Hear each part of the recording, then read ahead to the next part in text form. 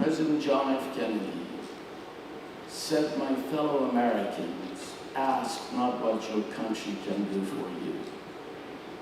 Ask what you can do for your country." Ladies and gentlemen, our medalists, they have all answered that call, and for that, we proudly applaud them.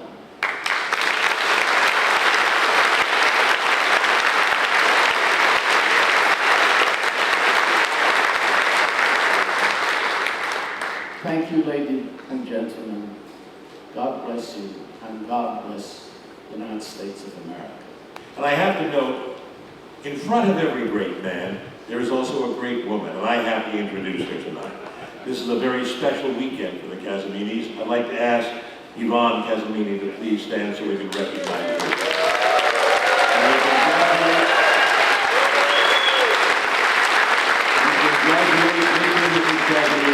Who this weekend are celebrating their 50th wedding anniversary.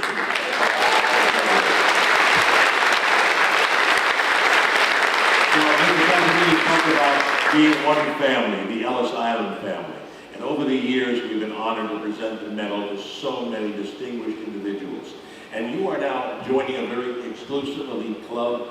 This medal is recognized by the United States Congress, by the U.S. Senate and the U.S. House of Representatives, and each of your names will appear in the congressional record. Just to have you note that.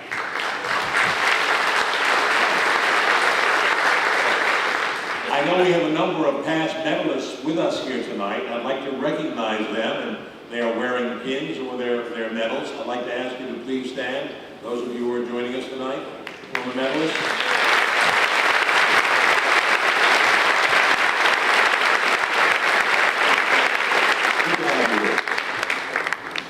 Every branch of the service plays its part in the defense of freedom. Tonight, we honor 10 military officers. We honor them as individuals who have achieved rank and honor. And we also pay tribute to them as representatives of all the men and women in uniform, here and around the world. And they stand in harm's way to protect our freedom. We honor them together as a group. So I ask our military honorees to please come forward to receive your medals as I call your names.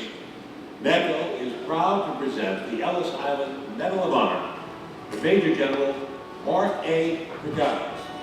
Major General Prokakis is currently assigned as Commander General of the Military Series Command. Vice Admiral Daniel L. Cooper. Daniel L. Cooper retired from the United States Navy as a Vice Admiral after 37 years of service.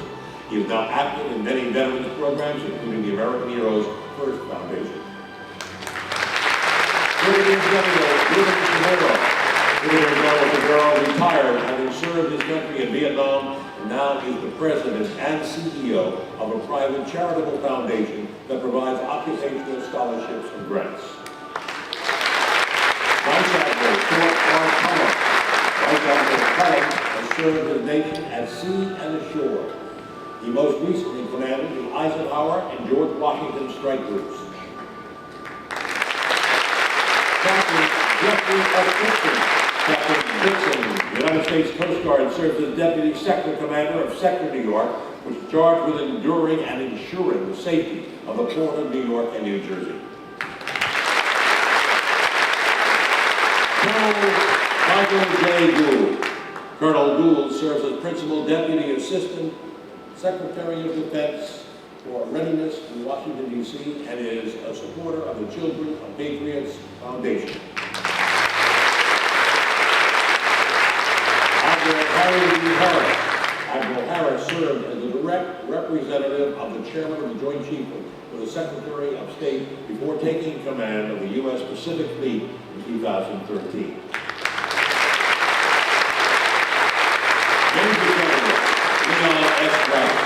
Major General Wright is the Adjutant General and a command pilot who oversees the administration and operation of the Massachusetts National Guard.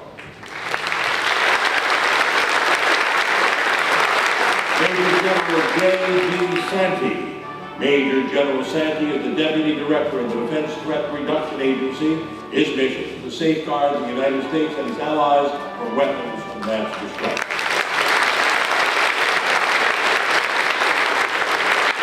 General Frank J. Grass. General Grass, he serves as the 27th Chief, National Guard Bureau, and is a member of the Joint Chiefs of Staff. In this capacity, he serves as military advisor to the President, Secretary of Defense, and the National Security Council.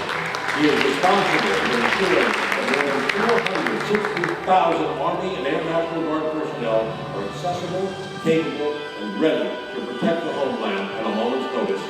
Prior to his current assignment, he served as Deputy Commander, UN Northern Command, and Vice Commander, United States Element Northern American Aerospace Defense Command. He has received many awards and distinctions during his illustrious career, including the Defense Distinguished Service Medal and the Legion of Merit. Congratulations to all our military honorees.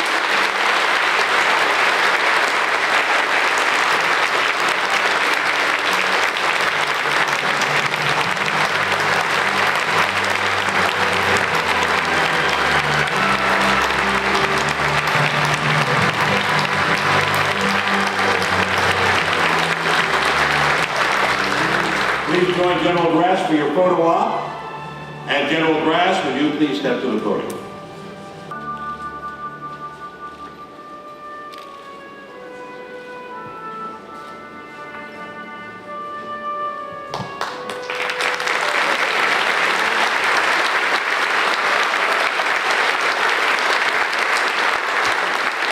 Distinguished ladies and gentlemen, it's quite an honor and a privilege to be here tonight. And first, let me say thank you to this wonderful organization that does this every year. And Nasser, thank you so much, and all your volunteers. We had a wonderful evening last night, and we greatly appreciate what you do. A few minutes ago, you saw men and women from the United States military, active Guard and Reserve, come across the stage. You saw diversity. You saw various ethnic groups. They come from all religions. I think it would be easy for me to say and join in with my colleagues that these men and women are the best of the best that you send us from your hometowns, from your states and cities. Not only do you send them with that diverse and that ethnic background that makes us so much stronger as a nation and so resilient. So for that, I would like to have my colleagues join me in saying thank you so much, and thank you for the opportunity for this great tribute.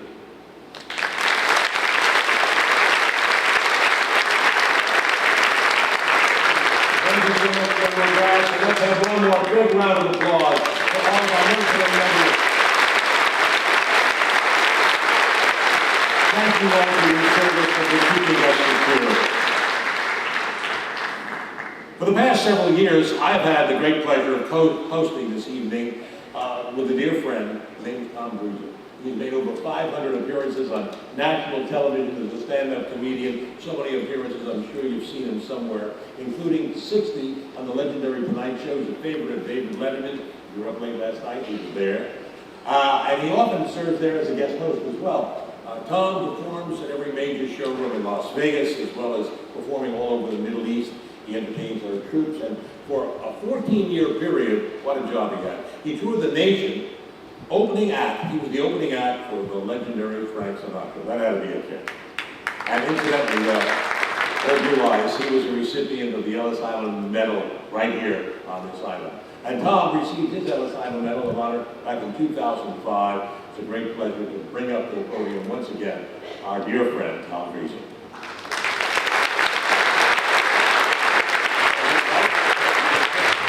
Thank you, Marvin. Thank you so much. I cleared this up last night. Marvin said that I opened for Frank Sinatra for 14 years. I like to think that Frank closed for me for 14 years, but that's my joke. And I think Frank would appreciate that.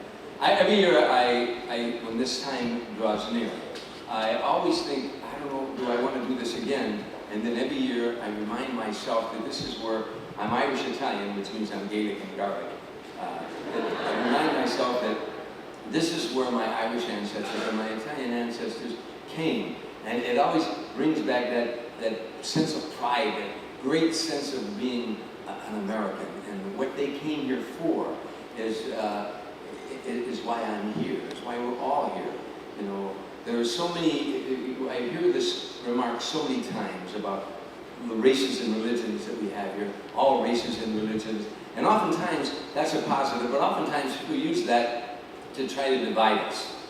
All races and religions. I like to think that Viktor Frankl had it right. There are only two races on this planet, the decent and the indecent. They're the only two races on this planet.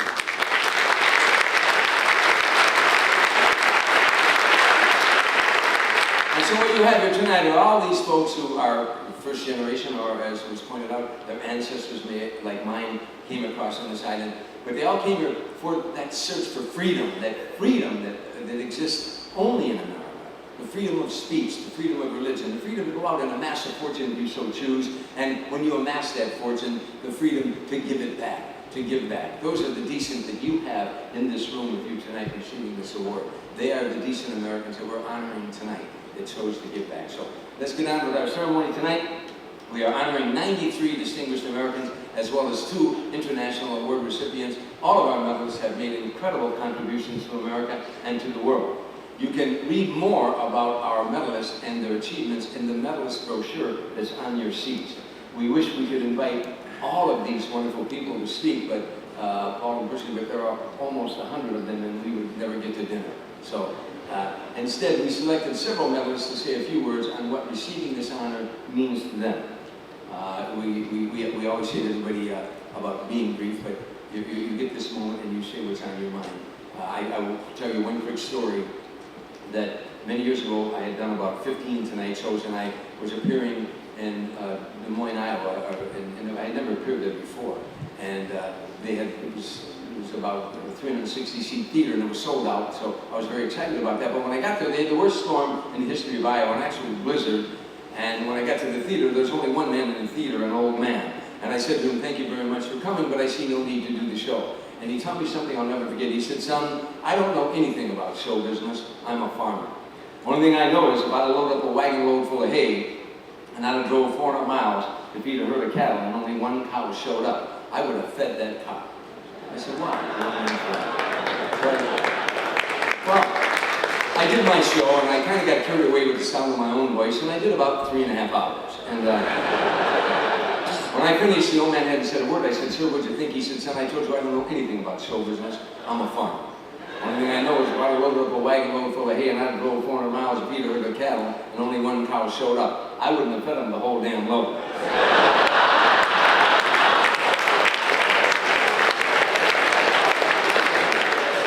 So I won't feed you the whole load.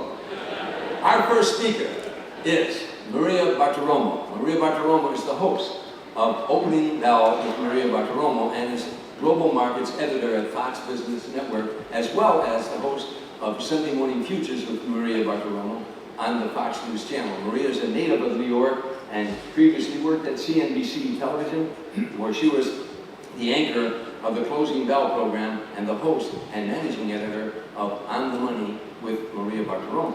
She is credited for becoming the first reporter to broadcast live from the floor of the New York Stock Exchange. Ladies and gentlemen, Maria Bartiromo.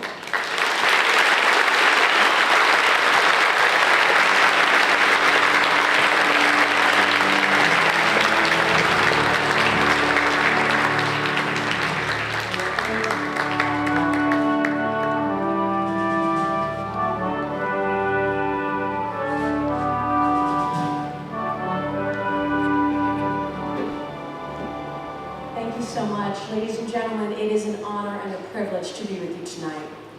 I'd like to first add my congratulations and thank you to the military recipients of the Medal of Honor tonight. Thank you very much, and congratulations. I'd also like to thank very strongly all of the military men and women in this room tonight, because it is you who have the courage, so much courage, to fight for our freedom. Thank you very much to all of you. And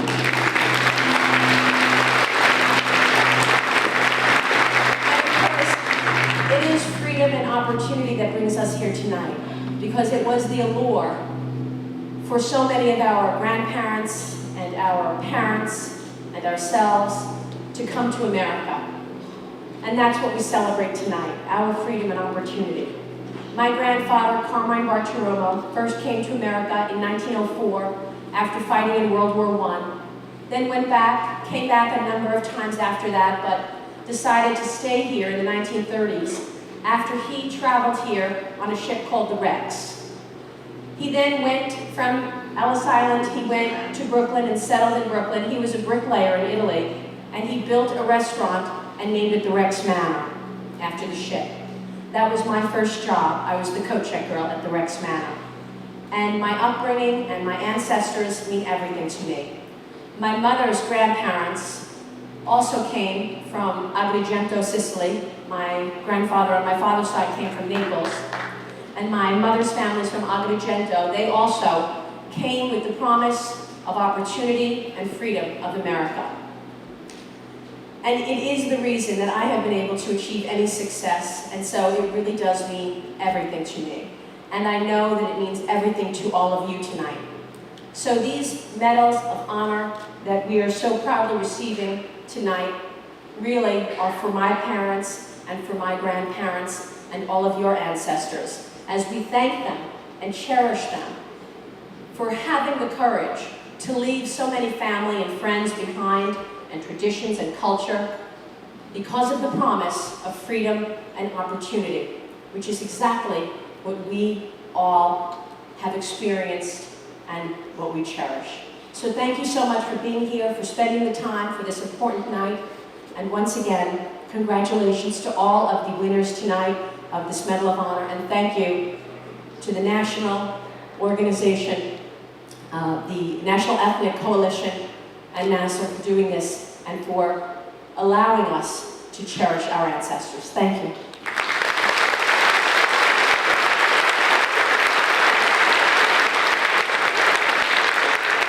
Thank you, Maria. I'm sorry for that boat going around while you were talking, but it was a CNBC boat. They were not happy about the fact you went to Fox. So thank you, Maria. One of the things that our ceremony shows is that there are many ways to serve your country.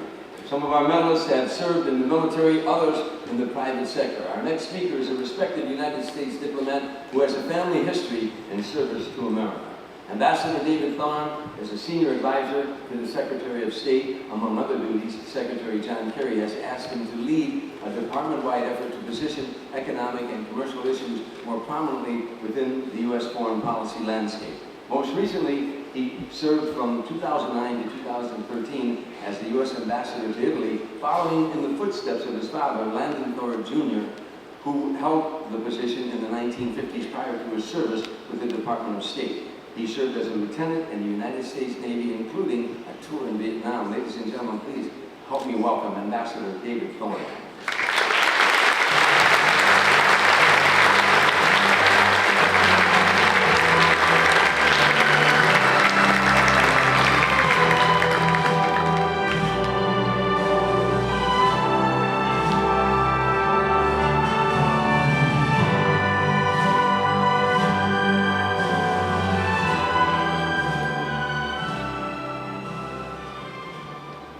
Thank you, everyone. Tom, for the introduction, and especially NASA for all you do to make this happen every year and remember and help remember who we are. It's a tremendous honor for me to be here. I've never been to Ellis Island before, and I'm certainly glad to be here tonight because there's such a powerful association with this special place. My own ancestors did not come through here. In fact, when they came here, this island belonged to the Dutch. In 1635, William Thorne brought his family to the New World to seek religious freedom. But it was not to be so simple. He came to Boston with his friend, Anne Hutchinson. But the rigid Puritan fathers soon banished him because she and he asserted the equality of women, and he was a Quaker. They then moved to this region, continued their religious freedom. He helped found the Quaker community in Flushing, and she settled in a small community, and tragically, she and her entire family was killed in the Native American uprising. The Hutchinson River Parkway is named after her. Coming to the New World was not an easy journey. All of these families who came to this place well know that. And we celebrate those courageous